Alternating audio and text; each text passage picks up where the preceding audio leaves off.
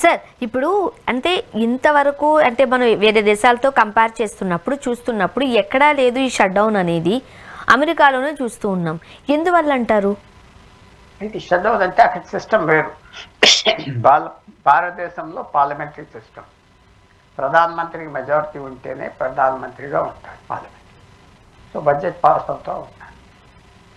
అమెరికాలో parliamentary system కాదు, presidential system. ప్రెసిడెంట్ని డైరెక్ట్గా ప్రజలు ఎన్నుకుంటారు. సో దానివల్ల ఆయన మంత్రులు కూడా ఎవరు ఎంపీలు కాదు. ఇక్కడ మంత్రులందరూ ఎంపీలు ఉండాలి. సో బ్రిటన్లో, భారతదేశంలో, మిగతా దేశాల్లో పార్లమెంటరీ సిస్టమ్ ఉన్న చోట ఆటోమేటిక్గా బడ్జెట్ పాస్ అయింది. ఇక్కడ పాస్ అవ్వట్లేదంటే ఆ సిస్టమ్ తేడా ఉన్నా. సో మిగతా దేశాలకి ఇక్కడికి తేడా. America system different.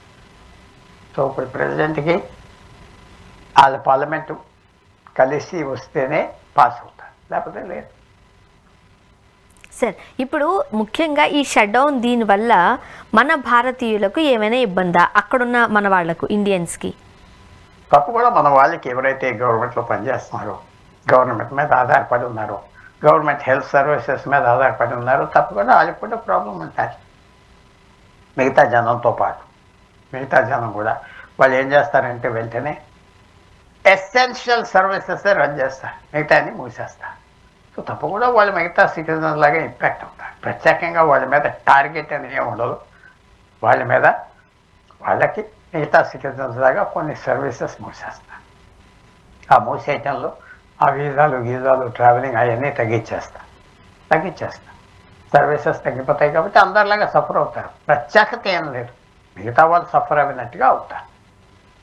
ఇప్పుడు మన దగ్గర ఉన్న ఈ H1B వీసాదారుల పరిస్థితి ఏంటి అంటే వాళ్ళకి ఇప్పుడు ఈ క్లియరెన్స్ అమెరికన్ ఎంబసీకి వెళ్ళి తెచ్చుకోవటం డిలేస్ ఉంటాయి. ఎందుకంటే జనం తగ్గించేస్తారు, పని తక్కువ చేస్తారు, వాళ్ళు మెసేజెస్ ఇవ్వరు, చాలా చేంజెస్ వచ్చేస్తాయి. బడ్జెట్ డబ్బు ఇవ్వటానికి లేదు. ఒక పార్ట్ టైం వర్కర్ ఉన్నాడనుకో ఎంబసీలో, అమెరికన్ ఎంబసీలో, వాడిని తీసేస్తారు. వాడి పార్ట్ టైం వర్కర్ అంటే. ఫుల్ టైం వర్కర్ కూడా ఉన్నాడంటే వాడికి జీతం ఇస్తానికి లేకపోతే లీవ్ మీద వెళ్ళిపోమంటారు. సో వర్క్ అంతా ఆగుతాయి, ఎమర్జెన్సీ వర్క్ తప్ప. ముఖ్యంగా మన ఇండియాకు వచ్చే ఇబ్బంది ఏంటి, ఎలాంటి ఇబ్బందులు ఎదుర్కొనే అవకాశం ఉందంటారు?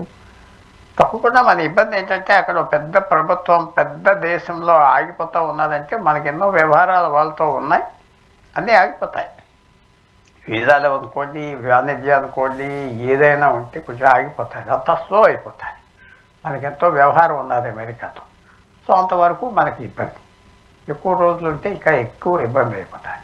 సో తక్కువ రోజులు ఉండాలి అని అందరూ కోరుతున్నారు ప్రపంచవ్యాప్తంగా. ఎందుకంటే ఒక పెద్ద దేశం అమెరికా, ఘనమన్న దేశం. అక్కడ ఏ ఇబ్బంది వచ్చినా అన్నిటి మీద వస్తాయి. ఇవాళ షట్ డౌన్ అనగానే ఖర్చు కూడా తగ్గిపోతుంది ఆ దేశంలో. ఈవేళ నిన్నటి నుంచి ఖర్చు కొనుగోలు తగ్గిపోయి ఉంటాయి. తగ్గిపోయే కొద్ది మిగతా వాళ్ళందరికీ బాధ వస్తుంది. కాబట్టి ఇంపాక్ట్ అంత డీప్గా మందలు లేకపోయినా ఇంపాక్ట్ మాత్రం ఉంటుంది. ఇంత ఎక్కువ ఇంపాక్ట్ అయిపోయింది భారతదేశం మీద అంటారు వీళ్ళు, కానీ ఇంపాక్ట్ ఉంటుంది. వాళ్ళ ఎక్స్పోర్ట్స్ పడిపోవచ్చు భారతదేశం నుంచి, మనకి వాళ్ళ ఇంపోర్ట్స్ పడిపోవచ్చు. వాళ్ళ మెజర్స్ గవర్నమెంట్ తీసుకునే చాలా స్లోగా తీసుకుంటుంది. తప్పకుండా అందరికీ ఇంపాక్ట్. కానీ మన మీద న్యాచురల్గా అక్కడున్న సిటిజన్స్ మీద, అక్కడున్న ప్రజల మీద ఉన్న ఇంపాక్ట్ అయితే తక్కువ ఉంటుంది. అందరూ చూసేది ఏంటంటే ఎన్ని రోజుల పాటు వెళ్తుంది, ట్రంప్ కాంప్రమైజ్ అవుతాడా.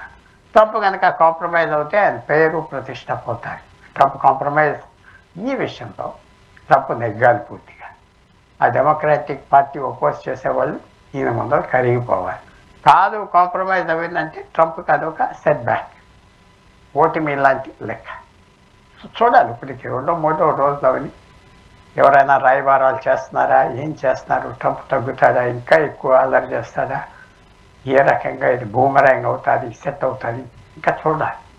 సార్ ఇప్పుడు మీరు అంటున్నట్టుగా ఇలాంటి సిచ్యువేషన్స్ని అంటే గడుకో నిర్ణయం తీసుకుంటారంటారు చూడండి, అట్లాగా రోజుకొక డెసిషన్తో ట్రంప్ గారు మన ముందుకు వస్తున్న నేపథ్యంలో ఒకవేళ ఇటువంటి ఒక అంటే ఎవరి గురించి ఆలోచిస్తున్నారా, లేకపోతే నెక్స్ట్ జరిగే ఇబ్బందులు ఏంటి ఇవేమీ ఆలోచించకుండా తీసుకుంటున్నారు కాబట్టి బూమరాంగ్ అయ్యే పరిస్థితులు ఏమైనా వచ్చే అవకాశాలు ఉన్నాయంటారా? మీకేమనిపిస్తుంది? తప్పకుండా ఒక్కోసారి చెడు నిర్ణయాలు అవ్వచ్చు.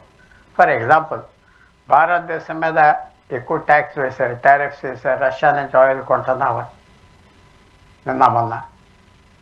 రష్యా నిన్న మొన్న జవాబు చెప్పింది, నువ్వు ఇలా బెదిరిస్తుంది భారతదేశం చైనాని, వాళ్ళు నీకు లెక్కలేదు నువ్వు అంటే అని చెప్పారు కూడా, అల్లాద వేరుకుంటే. సో ఈ పరిణామాలు ఉంటాయి.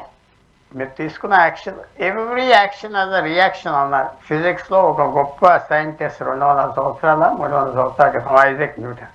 Every action has a reaction. A action తీసుకున్నా దానికి రియాక్షన్ ఉంటుంది. కనపడదా అది వేరే విషయం, కానీ రియాక్షన్ ఉంటుంది. సో తప్పకుండా వాళ్ళు తీసుకున్న యాక్షన్, డొనాల్డ్ ట్రంప్ రియాక్షన్ ఉంటుంది, పరిణామాలు ఉంటాయి. కనపడవు, ఒకసారి కనపడతాయి. పరిణామాలు కూడా చాలా చెడ్డ పరిణామాలు రావచ్చు, అప్పుడు తగ్గిపోతూ ఉంటాడు ఆయన పద్ధతి ప్రకారంగా.